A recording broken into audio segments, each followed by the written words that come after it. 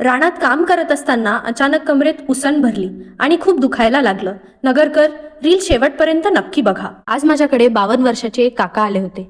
मी त्यांना सहजच विचारलं, काय झालं काका, काय त्रास होतो? ते म्हटले, मी आगळगाव येथे शेतीचं काम करतो. 15 दिवस आधी जेव्हा मी रानात वाकून काम करत होतो तेव्हा अचानक कमरेत उसण भरल्यासारखं झालं. पण काही दिवसांपासून त्या पायाकडे व पोटरीपर्यंत सुद्धा पसरत आहेत. सविस्तर विचारल्यास त्यांनी असं सांगितलं की बसल्यावर व झोपल्यावर त्यांना काही प्रमाणात आराम मिळतो. रात्री झोप घेतल्यावर सकाळी थोडं बरं वाटतं, पण परत वेदना सुरू होतात. त्यांनी जवळच्या डॉक्टरचा सल्ला घेऊन MRI केला होता व काही पेन किलर सुद्धा घेतल्या होत्या. MRI रिपोर्ट मध्ये दिसतच होतं की मणक्यातली गादी बाहेर आल्यामुळे त्यांना इतक्या तीव्र वेदना जाणवत आहेत. मी त्यांना 15 दिवसाची SIDP ट्रीटमेंट सजेस्ट केल्यास लगेच म्हटले, मॅडम फक्त वेदना थांबवून द्या, मी खूप आभारी राहील तुमचा.